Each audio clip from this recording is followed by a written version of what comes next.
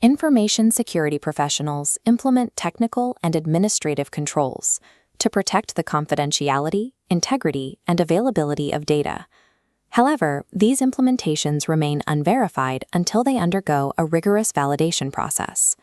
Proving that these controls function as intended requires a program of tests, assessments, and audits that regularly verify the effectiveness of an organization's security posture against real-world threats.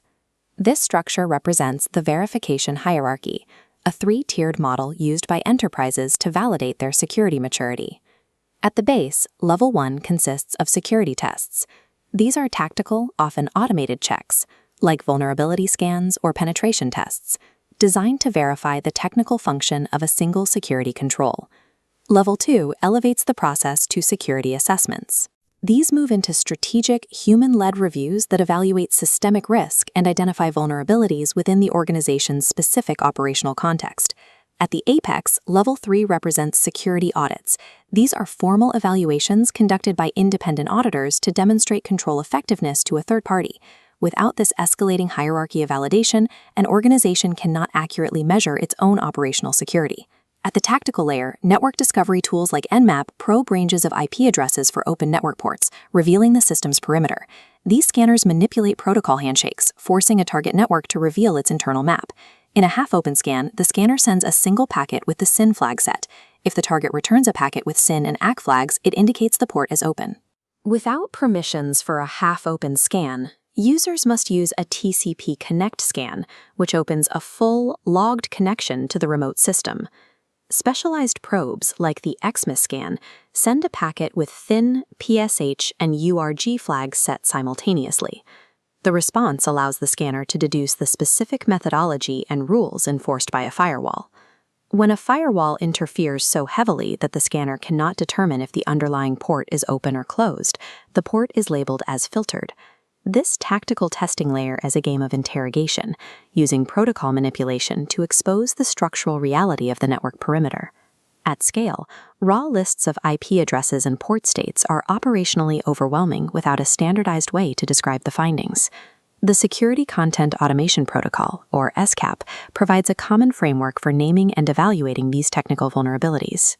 SCAP translates technical flaws into the common vulnerabilities and exposures naming system, providing every unique vulnerability with a CVE identifier. The protocol also standardizes severity using the Common Vulnerability Scoring System. System configurations and platforms are simultaneously tagged using CCE and CPE identifiers to provide a complete machine-readable dataset. By transforming technical noise into a structured taxonomy, SCAP enables automated systems and human analysts to prioritize remediation efforts across the enterprise. At Level 2 of the hierarchy, security assessments move beyond automated tools into strategic analysis. NIST Special Publication 800-53A organizes assessments into 4 objects. Specifications are system documentation. Mechanisms are technical controls. Finally, it evaluates the activities carried out in the system and the individuals performing them.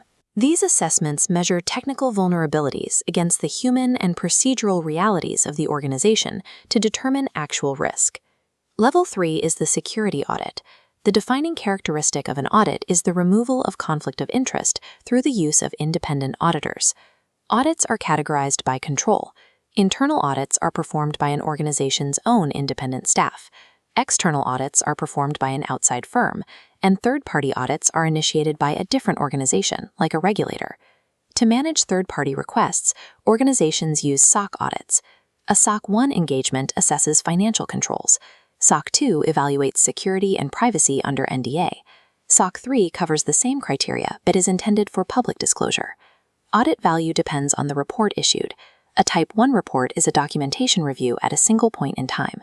A Type 2 report requires verifying actual operating effectiveness over 6 months. A SOC 2 Type 2 report provides third parties with objective proof that an organization's security controls function effectively in a live environment. A mature security posture requires all 3 tiers of the hierarchy operating as a continuous pipeline. The lifecycle starts at the tactical layer, where a network scan uncovers a raw technical flaw in a network port. That data is standardized by SCAP and contextualized against policy and human behavior in a NIST-driven internal assessment.